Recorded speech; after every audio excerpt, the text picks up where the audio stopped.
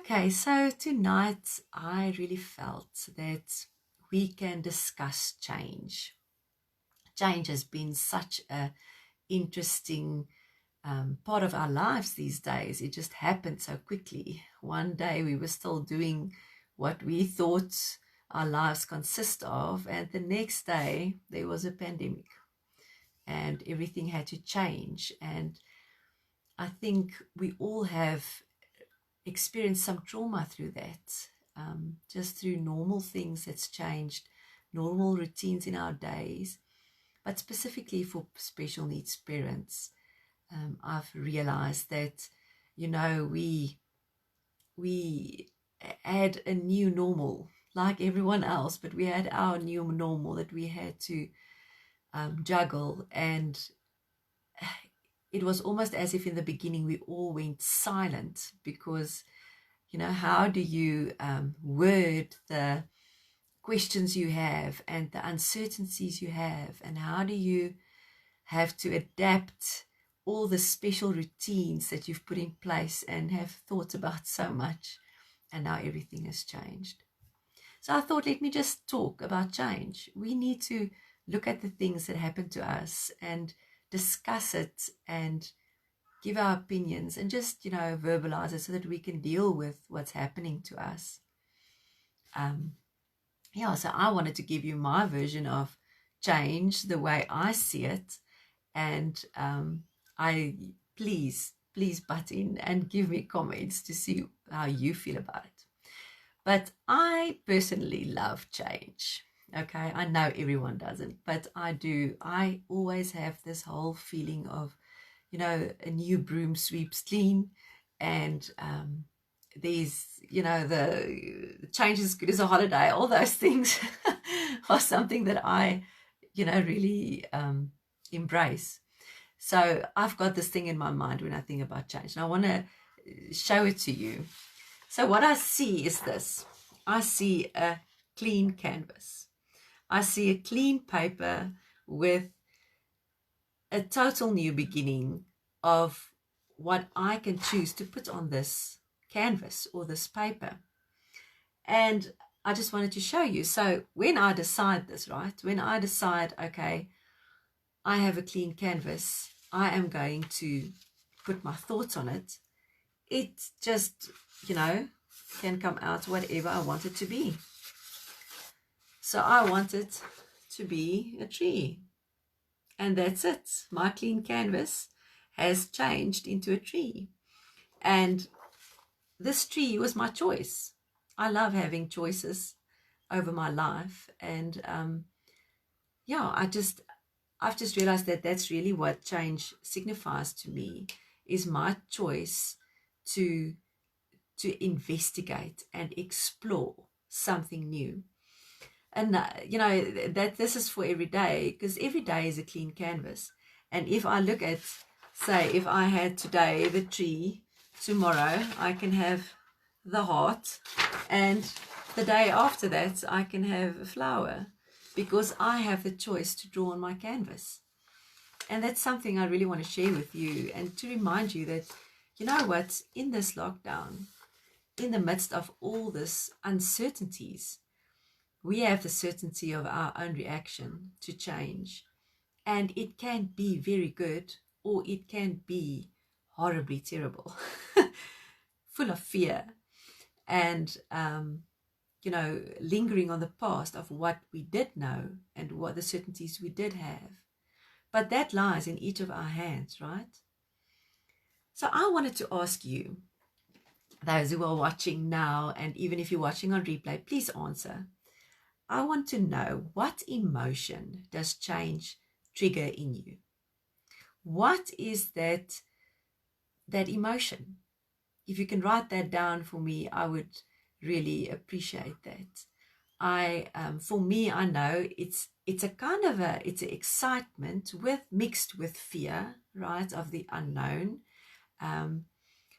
But it's got a bit of an energy for me in that, where I know some people have a fear, have just fear if it comes to change, or sadness because of the unknown, of the feeling out of control, and maybe anticipating lots of things that you'll have to adapt again, maybe in your life, or change and act towards those things that makes you feel uncomfortable.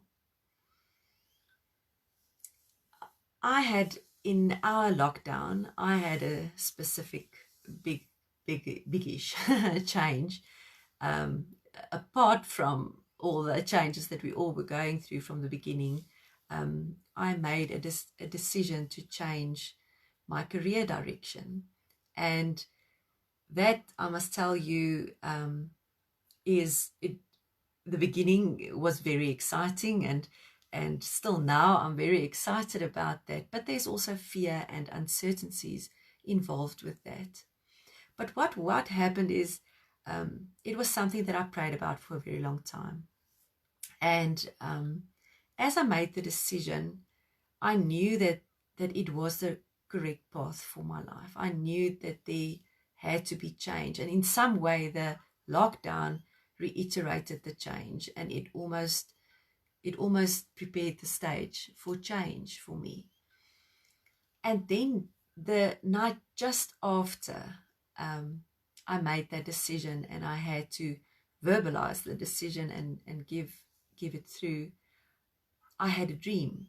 And the dream was where God just clearly told me that I had to write something about the wetlands. And I just knew that the wetlands was signifying lockdown. Lockdown, I saw as this wetland with lots of plants in it, and our wetland plants stand in water that is flowing very, very softly, but mostly standing still. And God specifically spoke to me about seasonal wetlands. And what happens with seasonal wetlands is that the animal and the plant life adapt. They adapt to a new reality for them, because a seasonal wetland is not always wet with the water that we experience in a wetland. It lots of times is a dry, a dry area with normal plant growth, and then is either a flood, or there's a current coming through of either a river or the sea, and then this little piece of land has to adapt to water for a season. And what's wonderful to me is that those plants and those animals actually grow certain characteristics that help them to live and thrive in the wetland. And I just realized that that is actually what we are capable of. We are so much more capable of change and adaptation organically than animals or plants are, because we have so much choice in our lives to adapt and to move forward in our changing circumstances.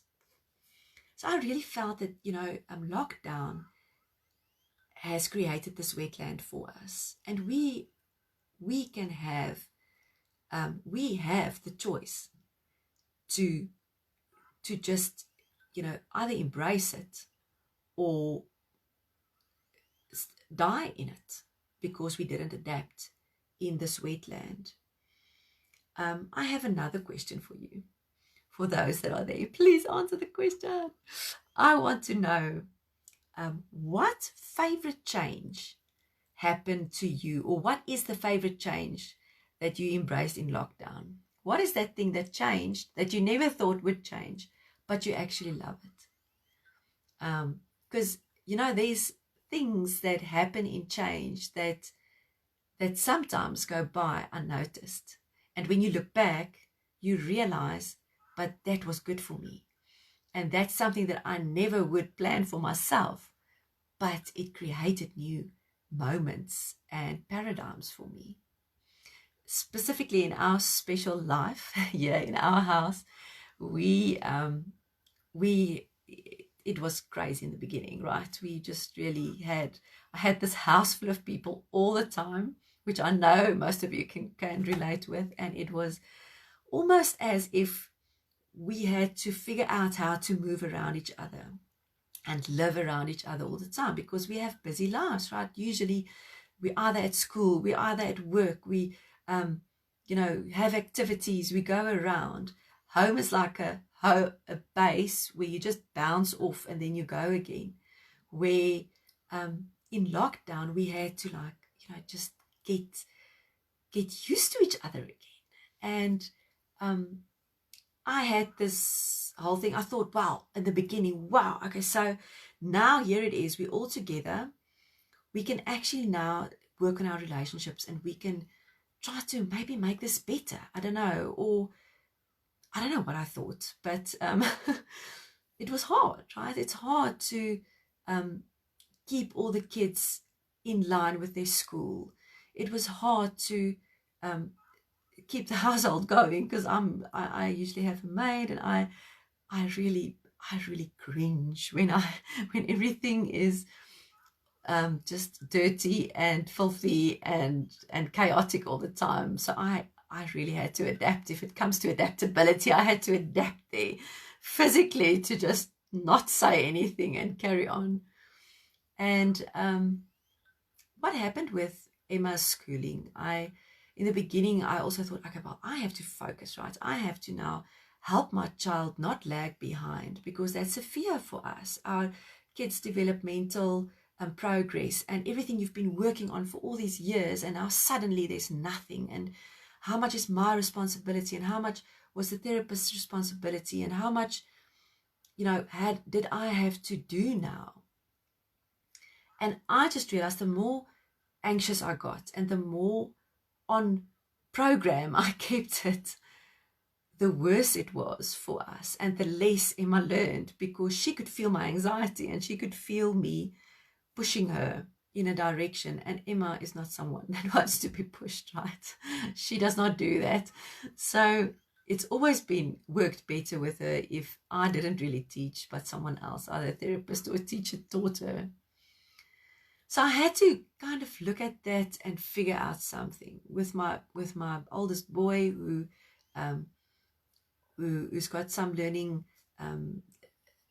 challenges and ADHD. I also, in the beginning of the year, made this big decision to let him go, because he's in grade 8 now, and I really wanted to give him that space to explore himself and to stop being so critical and to stop pushing so hard. And I did well. And then suddenly we had lockdown, and now everything was up to him and me here at home. And then we again went through this whole thing of me trying to, push him into a direction, and him pushing against me, pushing him, and I had to let go again. I had to let go, and I had to let go with the whole mindset of, you are here for him as a mother, but he is at the stage now that he can go forward, and there most probably might be problems, because he might not plan well enough, and he might not understand all the maths, and he might not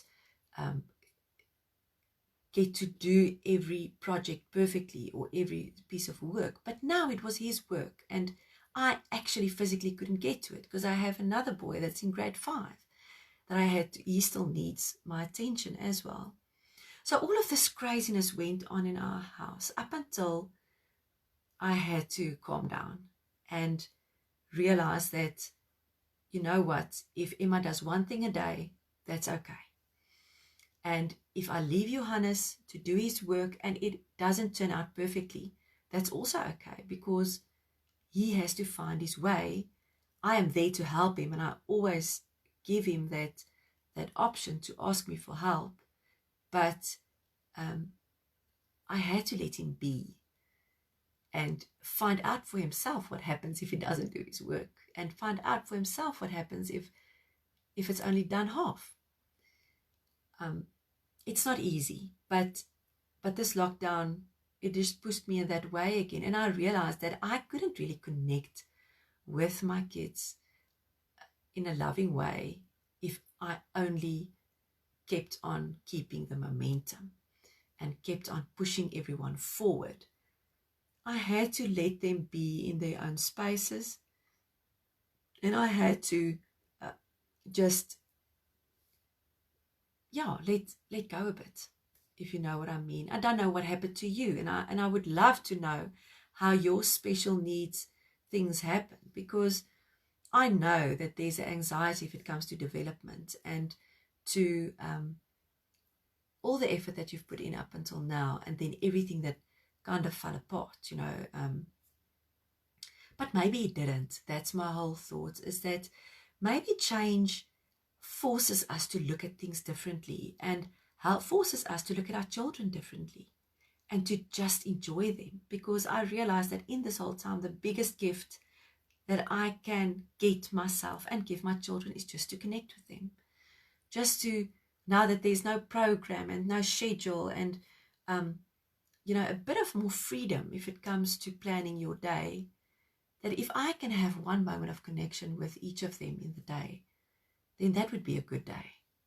Not necessarily all the work we did, and not necessarily all the therapy we got in, and not necessarily,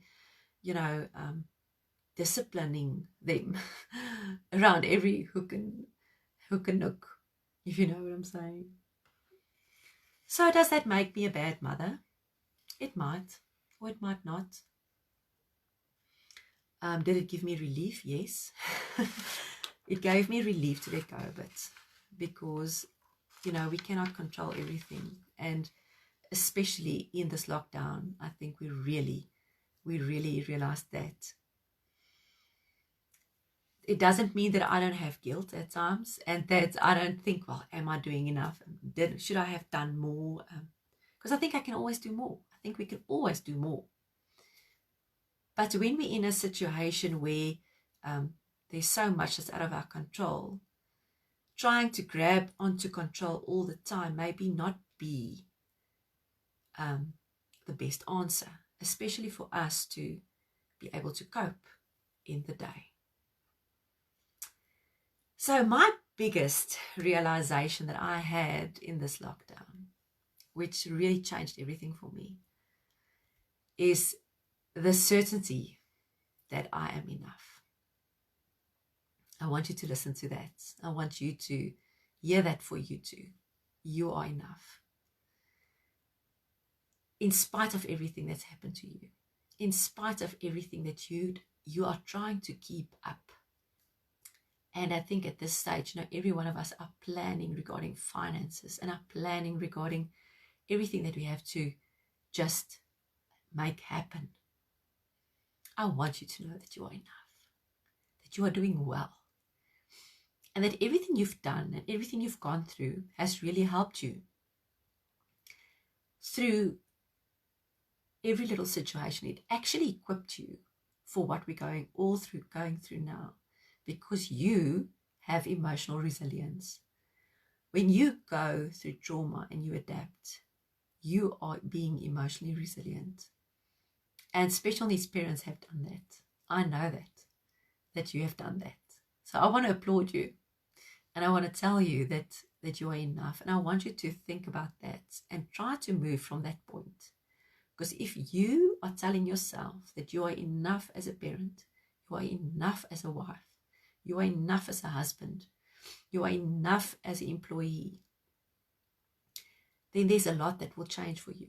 I really want you to know that. And I also want to share with you a thought and a whole mindset about change. Change, I got definitions for change. And change, it says in the Oxford Dictionary, is an act or process through which something becomes different. And then there's another definition that I want to add to that. It's to transform or convert. Isn't that beautiful? It's when something becomes different. So from where it was, maybe stagnant, maybe in a rut, maybe stuck, It changes and it becomes different. And to transform usually have a good connotation. You know the whole butterfly and worm analogy? You know, a worm becomes a butterfly, but it doesn't just become a butterfly, right? It has got this whole process it goes through, and then it fights to get out. And only once it's out of that cocoon, it becomes a butterfly. And that is transformation. So I really feel that change starts in our heads, right? Because when you think about change in a certain way, that is how it will be for you. So change can either go in the direction where you renew, in otherwise you renew in the way you look at this activity, this transformation, and you renew. The definition for renew is to give fresh life and strength. The other side you can go to regarding change is you can forever long to the old way or the old form you were in before change. Therefore, you do not embrace the moment now where change has happened, and you keep on going back to what you knew, what was familiar to you. But that is a very hard place to be because you're not there anymore, and you can do nothing to go back there. So I want to just leave this thought with you that change really happens the way we think about it.